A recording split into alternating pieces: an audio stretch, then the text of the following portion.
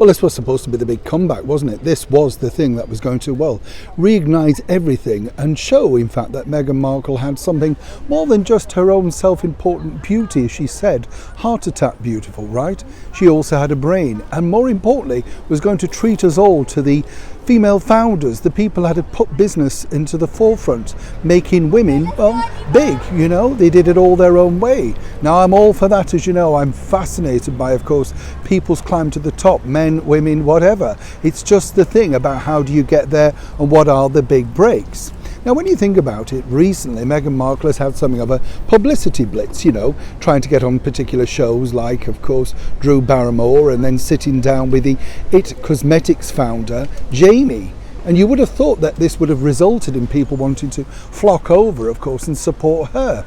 Seemingly, with a brand new poll out over here in the United Kingdom showing that now she's at her all-time low of just 20% in popularity.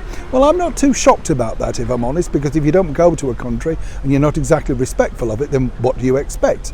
But here's where it gets interesting, because behind the scenes, things are becoming rather drastic. As ever, let me explain. Morning, chums. Lovely to see you today. Thank you so much for your time, and have a nice wave. You all right? I'm not so bad, thank you.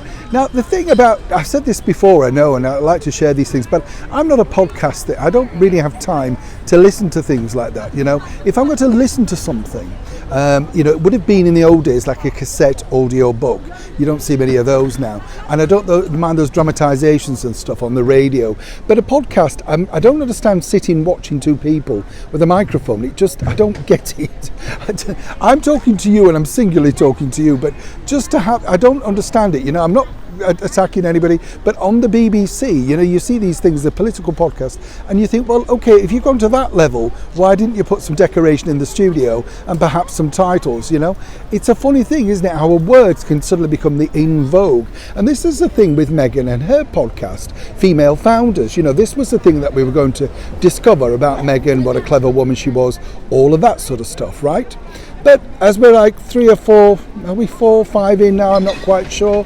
Well, it's an utter disaster. It's dropped out of the Spotify and Apple charts, and that really is the end, you know, because once you've gone out of that, and let's not forget, right, chums, she's had oodles of press. But, you know, in fairness to her, what you have to remember is the media only pick up on the bits that she's speaking about herself. The medical bits, you know, the problem with the children, stuff like that. And then people are going, well, is it any good? And then when you listen to it, you think, well, no, not really. You know, but she's not alone. Michelle Obama's cornered the market in self-pity. You know, this is a woman who literally has had the White House at her feet and, you know, had the world at her feet, very much revered, and, of course, had some wonderful opportunities.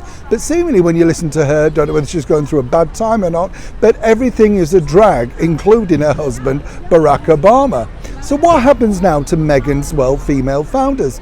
Well, you see, there's a potential second series, and, you know, they're sort of looking at what they're going to do. You see, part of the problem that you have with Meghan is that she's also the executive producer, and that basically means that she vetoes anybody else's ideas. If she thinks it's going to work, it's going to work, and she puts it out. You see, the other thing is she's just been interviewing people that she has a connection with. Maybe she should have picked people that she didn't necessarily know and tested herself, done some research and turned it into some interesting dialogue. What we actually see is a cozy girl chat, and perhaps, according to that source, this is going to be the rebranding. Less of the female founder and more about women talking together, which I think actually would be more successful if she just spoke about certain things in her life, good, bad or indifferent, or whether you believe them or not. That gets the headlines, that gets people interested. To claim this is anything but a business broadcast is, you know, farcical in itself. But behind the scenes, Lemonada, as ever, we have to say allegedly, are very concerned indeed about the lack of drive and the lack of down pods and downtakes, all of that sort of stuff, downloading that you need to make this podcast a success.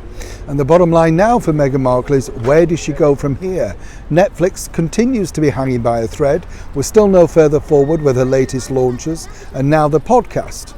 More importantly, her husband seemingly is directionless too and looking for something else to do. This is not going to be an easy time, is it ever, for Meghan Markle? So while she wrote in the sand 2025, 5 months in, she must be wondering, well, did she anticipate any of this?